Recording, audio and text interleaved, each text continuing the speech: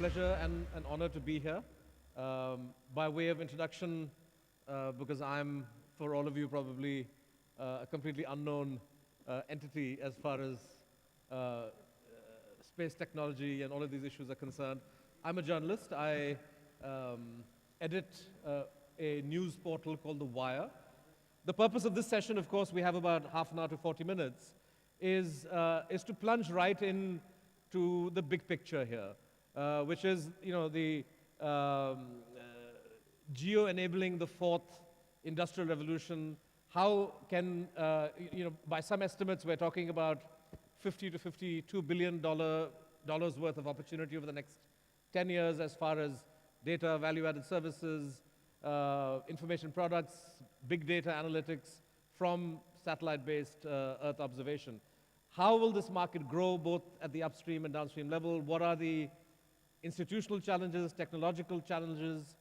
In India, it's valid to ask what the legal and administrative challenges are or hurdles are that need to be at least discussed, if not overcome, in order for the great changes in technology to be harnessed and leveraged for the benefit of the common citizen.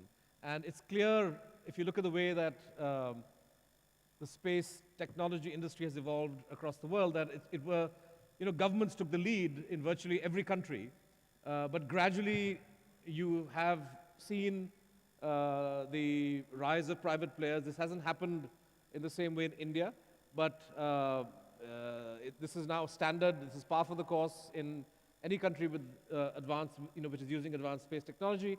And within this emergence of private players, Trimble is, of course, a very important element. And Ron Bisio, who heads Trimble, is here with us. And I wanted to start with you, actually, to, in a way, set the tone for our conversation, because as the conversation shifts towards the current realities in India, how we replicate some of the interesting public-private partnerships that we've seen abroad in the West and work by private companies such as yours, how that can be replicated in India is a key concern. And let me start by asking you how you see penetration of geospatial technology and its utility in the infrastructure sector, over the next 5 years. Yeah. So I think if you look at infrastructure, you've got we're live now? Yeah. Okay, good. If you look at infrastructure, we've got, there's a couple of areas. There's the construction of infrastructure, which India is going through a massive build-out of infrastructure now. And then there's the ongoing safe operation and maintenance of the infrastructure. I think India is certainly leading the way in adopting technology for construction of infrastructure. For example, we have technology being used both in Chennai and in Mumbai on metro construction. So what they're doing is they're actually taking surveying equipment and doing as-built of the construction as the construction's occurring to ensure that the construction's been done within the design specification. The nice thing now is, now that they've got this technology deployed in the construction phase, they're going to begin adding scanning to the technology. And now what they can do is they can scan that same track and where the track interacts with the tunnels and platforms, and we can actually model running trains, running rolling stock through new construction to ensure that we've safely constructed that metro station or that tunnel railway intersection. So I think there's some really great technology that's being applied here in India and around the world to the construction side. And then you look at operations and maintenance of railway. And one of the key things is, first off, effectively operating railway, and then safely operating it. If any of you have ever been to Heathrow Airport and taken the train into London, that train is actually, it's guided by GPS, which is not unique, but there's also about 1,000 channels of data coming off those trains fed into an analytics engine and then presented into a dashboard to show how that train is performing and whether it's going to be able to fulfill its duty throughout that day. Yeah. So that's great. That's now we know we're going to be able to get people to work. And then finally, the last place where I'm seeing geospatial technology being deployed is back in the US. We're building out something called positive train control, which is where GIS and geospatial data is being used to actually help stop trains that have gone over their speed or haven't braked. So again, we're going to effectively build infrastructure. We're going to safely and effectively operate it, all using geospatial technology. So great examples around the world, and many of them are already underway here in India. Right. Prime Minister Narendra Modi, and in a way this is a question for both of you, but in 2015, soon after he came to power and he began interacting with space scientists, he made an interesting comment about the need to reduce the space between the common citizen and space technology, right? And that essentially was seen as a restatement, something that leaders in India have often said that high technology, modern technology has to be harnessed for the benefit, particularly in a country like ours, for the benefit of ordinary people. Otherwise, they don't see the relevance of it, and they perhaps don't get the benefit from the huge amount of money that gets sunk into this, which is essentially taxpayers' money. Now, if we are speaking about reducing the space between the common citizen and space technology, in the Indian context, this is still largely a rural country, and agriculture is the source of livelihood for, I would say, the vast majority of the Indian population still. That's changing, and it's changing rapidly, and in unpredictable ways, and not always in a smooth fashion. But agriculture is still where more than 50% of the Indian people get their livelihood. What do you see as the role that GNSS, for example, can play for optimizing productivity in agriculture or any other kinds of agricultural? Look into the crystal ball and tell us what the future of space-driven agriculture, space information-driven agriculture might look like. That's a great question, and I think I'm actually going to tie back to some of the slides that Amy put up, she put up some images showing crops and how crops can be viewed from a satellite. So let's start there. Let's say that farmers and agronomists now have access to the imagery that you've shown.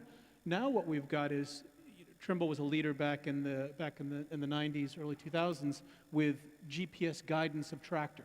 That's not, while it is rocket science, it's that's now it is now kind of old hat in the way in that we can now guide tractors. But what's more exciting to me is, now that we're guiding the tractor and the implements behind it, we are actually able to take that satellite imagery, feed it into a system which tells the apparatus behind the tractor where to open the nozzles, where to plant, where to spread the materials that are required to effective growth. And the end result of that is better crop productivity and reduced environmental impact. So again, I think those are places where every citizen in India and every citizen around the world is going to benefit from increased crop production, increased food production, done at less of an environmental cost. Right. Dr. Kumar, Ron has given the kind of technical answer in terms of agriculture, etc. But the question I want to put to you is, have we done enough in the last 3 years to reduce the space between common citizen and space technology? Yeah, I would like to take on this opportunity to give you a narrative of how when the space technology started.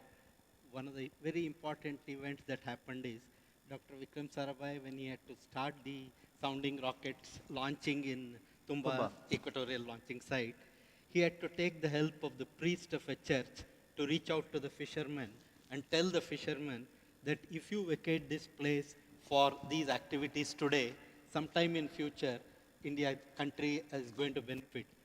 Now, from 99 onwards, based on the space technology, we were able to provide to the fishermen information about where to go for fishing. But in the last 3 years, what has happened, particularly with our Navik systems coming into place, just about a week back, about 10 fishermen went into the sea from Kerala. They carried with them a small gadget, and then on their mobile, there is an app which communicates with them in their local language. And works as a compass needle, so the fisherman doesn't even have to read the numbers, but he gets the direction from where he is to where to go for catching the fish.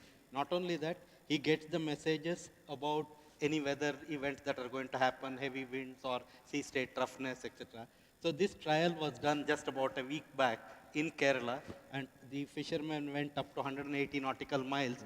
And one of the fishermen who came back from that place, he was so much excited. He said, "I've never seen in my life so many fish at one place," type of thing. The point what I was trying to make is, like the Prime Minister came out and said, you have to reduce the space between the common man and space. Today, we are working on the synergy of navigation satellite, communication, and remote sensing satellites, putting all of them using the geospatial industry available in the country. In fact, even in this, one of the companies made a very significant part by converting it into a small app which provides on the local language, and like a compass needle, it is guiding the fisherman when he is in the ocean. So there is a lot of effort that is going on to reduce that space, and also the way the Manrega event that is now coming. Almost every day, more than 60 to 70,000 data is getting uploaded into the Bhuvan database, which the government agencies are using both for monitoring as well as for disbursing the funds.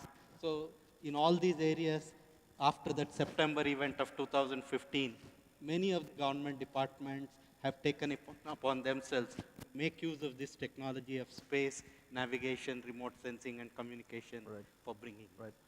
Ron, location is at the center of, I think, as far as the ordinary consumer is concerned, most of us, perhaps even the people in this room who are driving the industry, but you know, our interface with geospatial technology is location-related stuff. Dr. Kiran gave an example of how fishers are benefiting from satellite technology being relayed to them in a user-friendly fashion and in a real-time basis. And all of us are used to using location services, maps, etc. on our phones. Where do you see in the future, though? I get the sense that we are really scratching the surface of location-based consumer applications as far as geospatial, information. Where do you see this going in the future? Can you, again, predict contours of things? Yeah, that's a extremely broad topic on consumer adoption of location. I think part of it is it's becoming ubiquitous. There is so many of our applications are either location-based or have some element of location. So I think I'll hit one area of that. There's been a constant theme throughout this conference about engaging in the next generation of geospatial professionals, bringing children, high school students, university students into the fold here, bringing more young people into the industry. I think these location-based services apps are a great way of doing that. I'll give an example. I have a 12-year-old son, and if you ever try and talk to your 12-year-old son about your job, that's always an interesting experience. I'll start talking to my son about the fact that there's multiple constellations of satellites in geosynchronous orbits, and his eyes just roll back in his head. He's like, "Oh, great! Now you're trying to teach me something," and he's completely alert to that.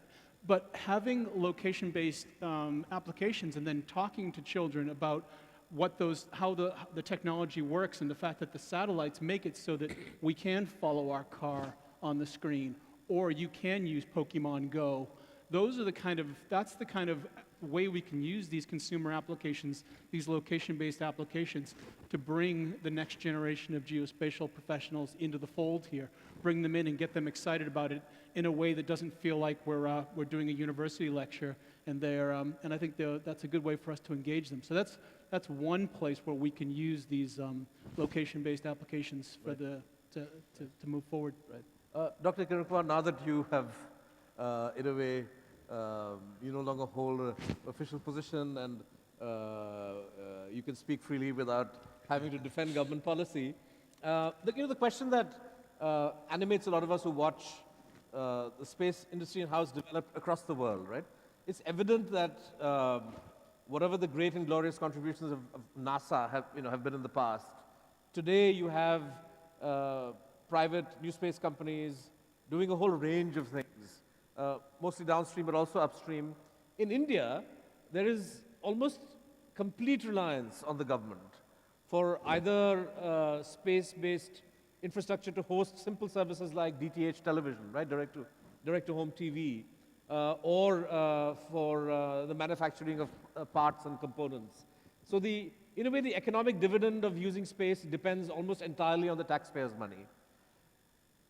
If we look at the experience of advanced spacefaring nations, it's clear that these nations have seen great value in privatizing, if not all, but at least some or most of the blocks in the value chain. And they've benefited as a result. In India, we seem to be holding back. What's the reason for this? No, I don't think the point is we are holding back or anything. Yeah. What you really need to appreciate is how the ecosystem in the country has developed and how the ecosystem in the countries of the Western world has developed.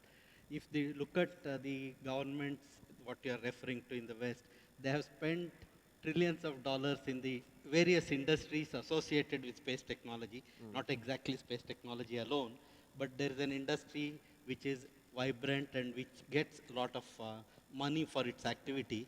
So there is an industrial base already existing. Whereas in our country, the thing started much later and after our, you can say, 90s when the thing started becoming. But notwithstanding that, what Department of Space and ISRO has been doing all along is taking the industry along. Even today, we do almost 80% of our launch vehicle technology through the industry. So it's not that it's all done within the organization. And we have been able to actually, you can say, grow the industry. And now today we have reached a stage where probably many of these industries will be in a position to take off and contribute not only to our activities of within India, but also capture a portion of the global market. That's what we have been trying to do in the last few years. And we are looking at a joint venture, getting into the process of building our polar satellite launch vehicle and launching it. We are looking at a timeline like 2020 for such a thing. And beyond that, even in geospatial technology or in satellite building technology, in the recent past, we are engaging more and more the industry. And we are also giving, in fact, in the recent past, we have also given a new startups an opportunity to develop a portion of the technology which we ourselves are not working on. In Bangalore, there's a company which got a 100 crore rupee contract for development. So the things are changing. Now the ecosystem in the country also is more amenable for more and more activities of the space technology being done in the industry. And we are moving towards that. And in the coming years, you will see that happening in a big way. Yeah. I think you make a valuable point about the nature of the Indian space sector, how it evolved, a poor developing country subjected to technology denial for decades, and that obviously has an impact in the manner in which the sector grows. That is a very different environment from what we've seen in the United States, say, right, where there was ample opportunity very early on for private companies to develop capabilities. Would you agree with that? Yeah, I mean, I think early in the days of the Navstar system that became GPS, there was very quickly, especially in the marine navigation segment, there was a lot of opportunities for companies to get in there and participate. Yeah. That's essentially how Trimble started. It was a spin-off from Hewlett-Packard to go off and build these commercial applications on top of that satellite. And that's obviously very helpful. You know, I think we've all benefited from that, both private and public. And it seems, I guess, as the scope and scale of things develop here, that there would be greater scope for, greater role for new players, private players. But I want to ask a slightly heretical question. If you look at civil nuclear in India, right? The key that unlocked not just access to foreign technology in the civilian nuclear field, right? For a country that has been subjected to sanctions pretty much for the last 2 decades or more. So the key that unlocked that, and in a way, whittled away the sanctions regime, and also created a space. Like today, we are, even though legally only public sector companies can run atomic reactors, but there is greater, shall we say, acceptance within even government officials that at some stage, and even the DAE, that at some stage, even private companies could step in as they have abroad. The key that unlocked that was, one of the elements of the Indo-US deal was the separation of civil and military, right? So once you separate these two, then you say, fine, I'm not hiding I'm not pretending that I have military applications. I'm going to hide that off, and that's my sovereign domain. But what remains of the civilian side is transparent, it's open, and it's open for business, right? Would a similar separation in the space sector serve as a fillip or a catalyst for the entry of Indian private players and also greater foreign collaborations? No, I don't think that analogy will be appropriate here, because in terms of space technology, in terms of getting into the system, it's always possible for the private entrepreneurs and the people to work. And we are moving towards that. Like I said, we are getting into the process of getting the launch vehicle technology activities done through the industry. And apart from that, in all other areas of whether it's the satellite technology or the applications and geospatial forum, now things are changing pretty fast. In fact, one of the key events that is being done here on the fourth industrial revolution itself, the government agencies are quite strongly supporting them. And today, for example, in Hyderabad, we have established a facility where any of the entrepreneur can go to that place, and within that campus, he will have access to the entire data that we have collected, no matter what resolution. While for general availability, there are restrictions. But within that campus, data of what all we have collected is accessible. He can find solutions, because this problem of certain misuse of certain data that is going to be available openly is what prevents the government from making it freely accessible. But to overcome that, we have established a facility in Hyderabad where entrepreneurs can get, once they find the solutions, the outputs they can bring out, and the original data itself, for which a lot of restrictions will be there, will not be available for open public, but solutions to that. So effectively, there are ways and means being found where we need to make sure that as a country, we are able to take advantage of the development that is happening in the space. Space is a new frontier. Today, you are talking about space adventure, space tourism, space exploitation, all of this. In all of this, there is tremendous potential, and we need the country to take a step forward and participate not only for meeting the country's requirement, but also capture a portion of the global market. Things are moving towards that. You know, there's a lot more that I wanted to talk to you about, but I'm told the time is coming to an end. But Yeah. there's one question I want to put to you, which is that, the Geospatial Information Regulation Bill, the draft from a couple of years ago, was widely judged to be a disaster by industry and by the media. Things haven't moved since then, but are you optimistic that that wisdom will prevail and that a more enabling legislative environment will eventually emerge that will not pretty much kill the golden goose? Yeah, I think what you're saying is very correct.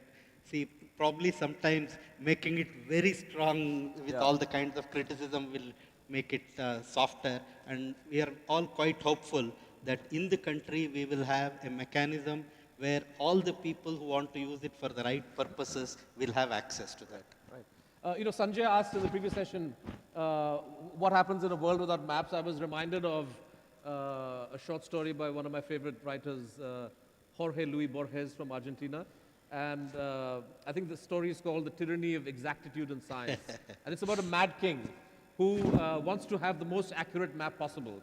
And he says, well, these small maps aren't doing it because you cannot represent each and every part of my kingdom. And he says, well, we need a bigger and bigger map. And finally, this only solution he could hit upon was that you needed a map that would replicate to every square inch and every feature, the square inch and features of his kingdom. And of course, this was an impossible map. What geospatial information technology allows us to do is actually to build in a virtual sense that mad emperor's map that is to the greatest possible degree, the puzzle of exactitude can be resolved. How you unlock the value in that pixel, that image finally, is the challenge that we all face. Yeah, today the digital world and the projection has made it possible. Exactly, and I thank you very much for sharing your insights, because it's clear that the private sector and government have to work on this together. Thank you very much. You've been very candid in your answers.